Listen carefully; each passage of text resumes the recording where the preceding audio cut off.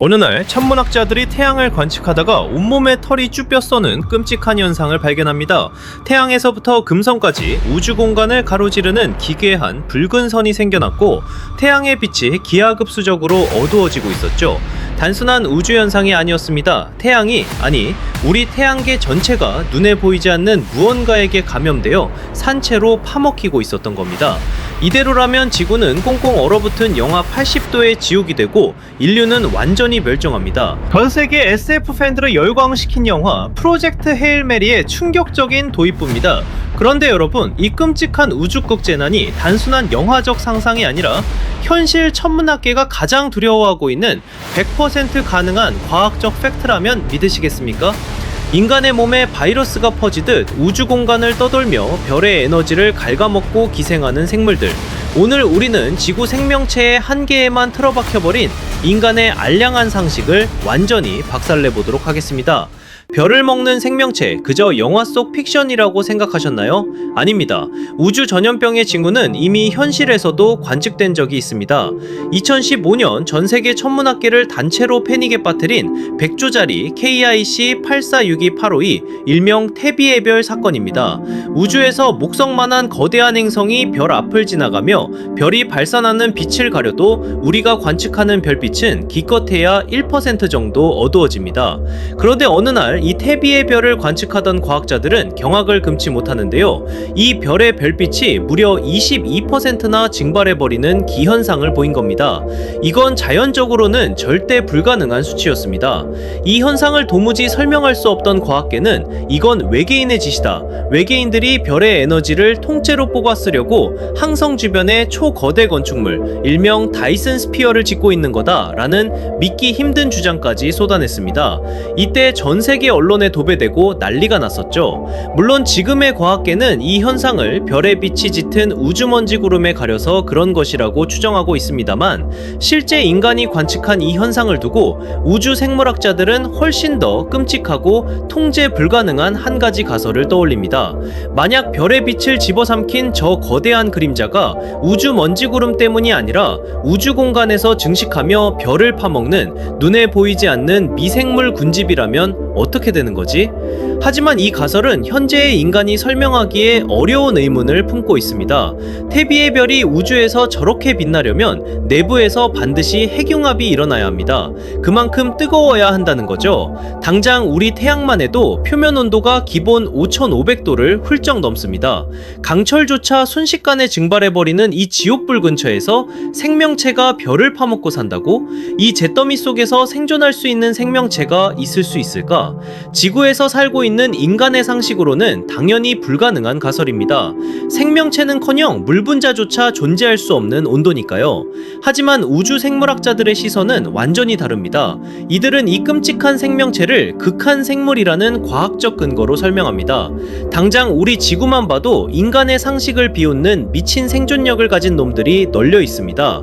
햇빛이 1%도 닿지 않는 심해, 펄펄 끓는 해저 화산 구멍에서 맹독성 가스를 들이마시며 번식하는 미생물들, 인간 치사량의 3000배가 넘는 방사선 폭격을 때려 맞아도 스스로 박살난 DNA를 복구하며 멀쩡히 살아가는 데이노코쿠스 라디오드란스 박테리아, 심지어 산소도 물도 없는 영하 270도의 끔찍한 우주 진공 상태에 팽개쳐놔도 죽지 않고 버티는 불사신 물곰까지. 고작 우주의 먼지 같은 이 지구라는 행성에서도 이런 미친 생존 스탯을 찍은 괴물들이 진화했습니다. 그렇다면 이 무한하고 자비 없는 우주 공간 어딘가에 태양의 5000도 복사열과 치명적인 방사선을 아예 식량으로 씹어먹으며 증식하는 우주 최강의 포식자가 진화하지 말란 법이 있을까요? 자, 여기서 앤디 위어 원작의 하드 SF 영화 프로젝트 헤일 메리가 천재적인 과학적 해답을 던집니다. 이 작품 속에는 태양의 빛을 갉아먹어 지구의 영하 80도의 빙하기를 불러오는 외계 미생물 아스트로파지가 등장합니다. 별을 뜻하는 아스트로와 먹어 치운다는 뜻의 파지가 합쳐진 그야말로 별을 파먹는 괴물이죠. 이 상상을 초월하는 영화 속 포식자들은 태양이 뿜어내는 엄청난 복사열과 빛 에너지를 피부로 쫙쫙 흡수한 뒤 물리적인 물질로 변환해 자기 몸 안에 저장합니다. 잠깐, 그 엄청난 태양의 열과 빛 에너지를 이 조그만 미생물들이 물질로 변환해서 저장할 수가 있다고? 이게 가능해? 네, 이론적으로 가능합니다. 바로 알베르트 아인슈타인의 특수 상대성 이론을 대입해 본다면 말이죠. 이는 MC 스퀘어, 즉 에너지는 질량과 광속의 제곱에 비례한다는 특수 상대성 이론이 낳은 물리학의 절대 진리, 질량 에너지 등가 원리 공식입니다. 여기서 빛의 속도는 초속 30만 킬로미터, 즉 1초에 지구를 7바퀴 반 도는 엄청난 속도입니다. 그런데 이 공식에는 빛의 속도의 제곱, c제곱이 붙어 있습니다. 초속 30만 킬로미터의 제곱, 상상을 초월하는 어마어마한 단위가 나오는 거죠. 즉 아주 쥐꼬리만한 질량이라도 거기에 어마어마한 단위가 곱해져 엄청난 파괴 에너지가 나온다는 뜻입니다. 인간이 만든 최악의 무기, 핵폭탄이 바로 이 원리를 이용한 건데요. 100이라는 질량이 핵 분열 후 99가 되었다고 칩시다. 그럼 고장 이 1g의 질량이 손실되어 에너지로 바뀔 때 광속의 제곱 단위의 에너지가 발산되고, 이걸 수치화하면 히로시마에 떨어졌던 원자폭탄 수십 개 위력의 폭발력이 뿜어져 나오게 되는 거죠. 하지만 이 공식의 진짜 무서운 점은 양방향 통행이 가능한 등호로 연결되어 있다는 건데요. 이 말은 곧 엄청난 에너지를 광속의 제곱 단위로 압축하고 뭉치면 아주 작은 질량으로 굳혀서 보관할 수 있다는 뜻이 됩니다. 다만 빛의 속도의 제곱이 상상할 수 없는 단위다 보니까 먼지 한 톨만한 질량을 만들기 위해 무려 광속의 제곱이라는 엄청난 에너지를 쏟아부어야 한다는 뜻이 되죠. 현재 인간의 기술로는 상상조차 할 수 없는 극강의 에너지 압축 기술입니다. 그런데 프로젝트 헤일 메리 속 아스트로파지는 이 우주의 궁극적인 진리를 생존 본능으로 깨우친 존재들입니다. 이 생명체들은 태양 표면에 들러붙어 그 지옥 같은 열 에너지를 맹렬하게 흡수합니다. 그리고 자기 몸속에서 그 거대한 에너지를 아주 밀도가 높은 소립자 형태로 질량화시켜 저장하죠.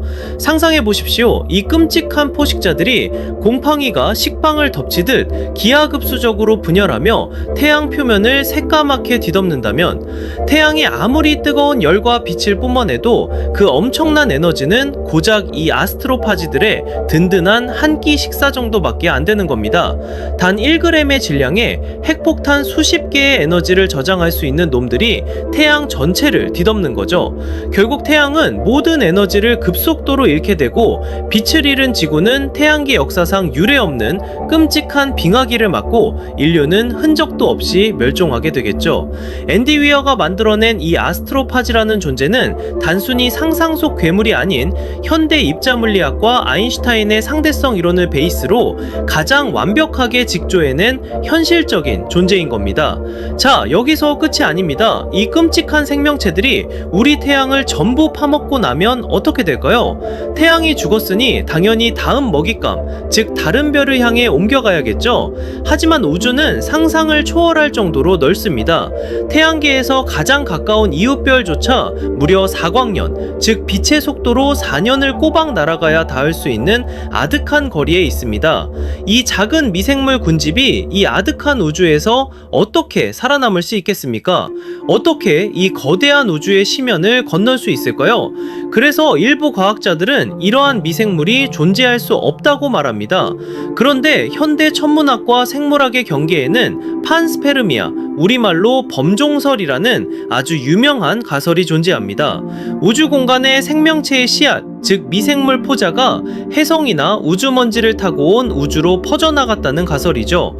실제로 지구에 떨어진 화성 운석에서 생명체의 흔적으로 추정되는 화석이 발견되어 전 세계 과학계가 발칵 뒤집힌 적도 있습니다. 그런데 소설과 영화 속 아스트로파지는 우주 먼지 따위에 의존하는 수동적인 존재가 아닙니다.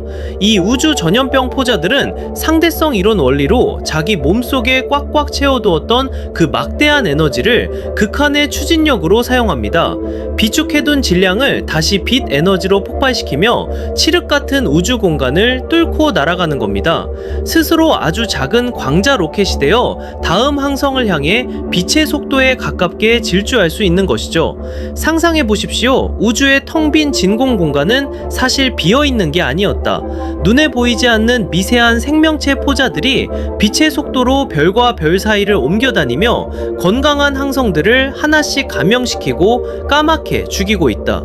끔찍하죠? 우리가 밤하늘을 수놓은 저 아름다운 별빛을 보며 낭만에 젖어 있을 때 어쩌면 그 빛은 우주 전염병에 맞서 살아남기 위해 발버둥치는 항성들의 처절한 비명일지도 모른다는 사실. 이것이 바로 천문학자들과 우주 생물학자들이 섬뜩하게 상상하는 가장 어둡고 서늘한 우주의 이면입니다. 인류는 오랫동안 우주를 그저 죽어있는 진공 상태 혹은 거대한 무기물 덩어리라고만 여겨왔습니다. 그래서 이 광활한 우주에서 오직 우리가 사는 지구만이 특별하고 기적적인 생명의 요람이라고 믿고 싶었죠. 하지만 오늘 우리가 살펴본 우주 전염병 가설은 인간의 이 오만한 시야를 완벽하게 부수고 있습니다. 우주는 조용하고 죽어있는 공간이 아닙니다. 오히려 별을 잡아먹고 빛의 속도로 우주를 건너뛰며 생존 경쟁을 벌이는 상상 초월의 포식자들로 가득 찬 거대한 야생의 생태계일지도 모릅니다. 오늘 밤 무심코 밤하늘을 올려다보았을 때 별빛이 왠지 모르게 흐릿해 보인다면 한 번쯤은 의심해 보시기 바랍니다. 지금 우리 태양계를 향해 빛의 속도로 우주 전염병이 날아오고 있는 것은 아닌지 말입니다.